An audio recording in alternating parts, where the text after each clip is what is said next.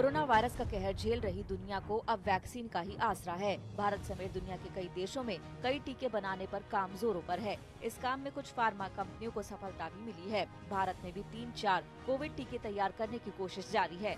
इन संस्थानों की वैक्सीन के इस्तेमाल के लिए रेगुलेटरी अप्रूव की प्रक्रिया भी शुरू हो चुकी है। वैसे देश में 9 कोरोना वैक्सीन के ट्रायल चल रहे हैं। इनमें से 3 प्री क्लिनिकल ट्रायल में है, जबकि 6 अंडर क्लिनिकल ट्रायल में है।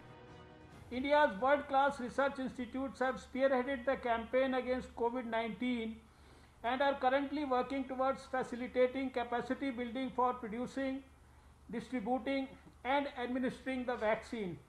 As I speak here, 260 vaccine candidates are in different stages of development globally. Out of these, 8 are scheduled to be manufactured in India, including 3 indigenous ones. We have enthusiastically leveraged the support of international partners like Oxford University, United Kingdom and the Thomas Jefferson University, USA. Vaccine की emergency मंजूरी को लेकर आए आवेदनों की बीते हफ्ते expert panel ने समीक्षा की। इसमें इन्हें मंजूरी देने से पहले कंपनियों से और डेटा की मांग की गई है। इस बीच सरकार ने कोरोना वैक्सीन लगाने को लेकर दिशा निर्देश भी जारी किए हैं। गाइडलाइंस में बताया गया है कि भारत में किसको और कैसे वैक्सीन दी जाएगी।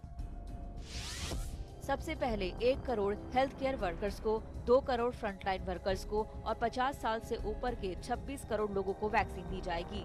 50 साल से कम उम्र के करीब 1 करोड़ लोगों का पहले टीकाकरण होगा, जो कि किसी गंभीर बीमारी से पीड़ित हैं। इसके बाद वैक्सीन की उपलब्धता के आधार पर बाकी लोगों का टीकाकरण किया जाएगा।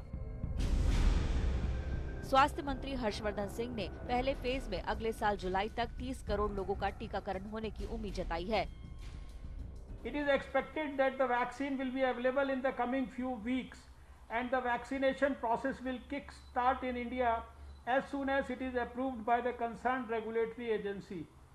With stringent oversight, we are ensuring that there is no compromise on scientific and regulatory norms stretching from safety of the trials to efficacy of the vaccines. While we are focused on developing a vaccine, we are simultaneously working towards leveraging our efficient and vast vaccine distribution network. We have analyzed our present requirement and are working towards augmenting our capacities, healthcare infrastructure and workforce. इतनी बड़ी तादाद में vaccine लगाना भी आसान नहीं है। इसके लिए सरकार ने कोरोना वायरस वैक्सीन देने की प्रक्रिया को चुनाव की तरह तैयार किया है। हर वैक्सीन साइट पर 5 वैक्सीन ऑफिसर होंगे, जिनमें 1 सुरक्षाकर्मी, 1 अधिकारी वेटिंग, 1 वैक्सीनेशन और 1 निगरानी के लिए होगा।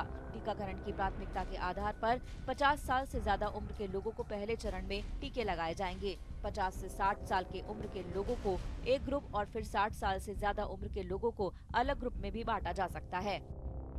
ये फैसला वैक्सीन की उपलब्धता के आधार पर तय किया जाएगा। वैक्सीनेशन के लिए उम्र का फैसला लोकसभा या विधानसभा चुनाव के लिए जारी हुई पिछली लिस्ट के जरिए किया जाएगा। इनमें जिनकी उम्र 50 साल से ज्यादा होगी, उन्हें पहले फेज में वैक्सीन लगाई जाएगी। हाई रिस्क वाले लोगों के लिए अलग से मोबाइल साइट और टीमें बनाई जाएंगी। टीकाकरण के हर सेशन में केवल 100 लोगों को ही वैक्सीन लगाई जाएगी। ये लोग पहले से ही रजिस्टर्ड होंगे।